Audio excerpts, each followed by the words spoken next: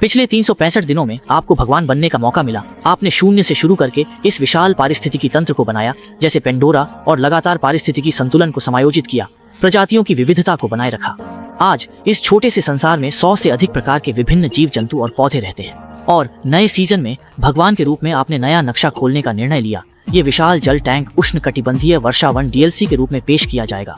ये क्षेत्र पेड़ों की छतरी से ढका हुआ है। 60 से अधिक पौधे आपस में जुड़े हुए हैं, एक जटिल और रहस्यमय वर्षावन समुदाय का निर्माण करते हैं। पेंडोरा के निवासियों को अधिक ऊर्ध्वाधर स्थान प्रदान करते हैं। एक बार जब वे आपस में जुड़े तो नए संसार के द्वार खुल गए।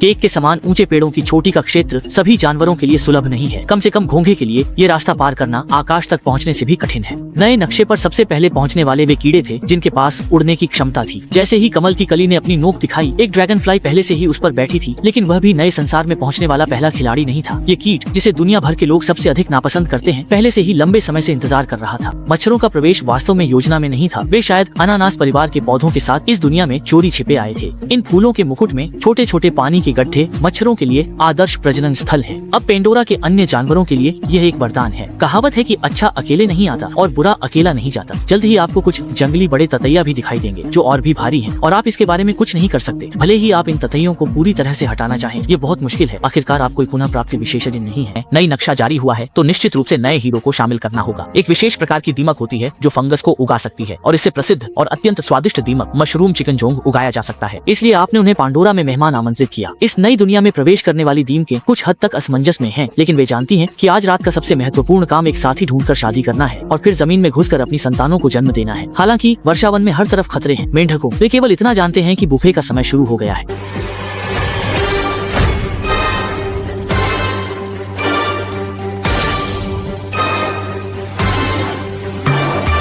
मान लीजिए कि टीम को लाया गया है। इन कुछ मिनटों के भीतर उन्हें अजनबी माहौल से परिचित होना है। एक तरफ शिकारियों से बचना है और दूसरी तरफ एक उपयुक्त साथी और घर ढूंढना है। इस नर्क जैसी कठिनाई की शुरुआत शायद आपकी स्क्रीन के सामने की स्थिति से भी बदतर हो सकती है। अधिकांश दीमकों का अंत मृत्यु में होता है। केवल कुछ ही मजबूत दीमक अपने पंख तोड़कर जीवित रहने का प्रयास करते हैं और जल्दी से जोड़ी बनाते हैं। साथी के साथ मिलकर मिट्टी खोदकर घोंसला बनाना। भले ही एक व्यक्ति और जुड़ जाए, हमें कोई आपत्ति नहीं है। हम तीनों मिलकर जीवन बिताएंगे, ये किसी भी चीज से बेहतर है। अगले दिन जीवित बचे दीमक पूरी तरह से भूमिगत हो चुके थे। केवल जंगल में बिखरे हुए टूटे पंख उस खूनी रात की गवाही दे रहे थे, और उनके लिए एक पल के लिए भी कोई दुख नहीं था। इसके बाद युद्ध के मैदान में पहुंचने वाले हैं गुआन चेंगशुए, जो एक प्रकार के केकड़े हैं जो पेड़ों पर रह सकते हैं। वे यहाँ अपेक्षाकृत सुरक्षित हैं, क्योंकि जब से कैमैन मगरमच्छ यहाँ आए हैं, तालाब के केकड़े लगभग समाप्त हो चुके हैं। छोटे मगरमच्छ पेंडोरा के पारिस्थितिकी तंत्र के आदी होते जा रहे हैं। कभी के शासक शिलोंगजी को भी मगरमच्छ को देखकर सिर झुकाना पड़ता है।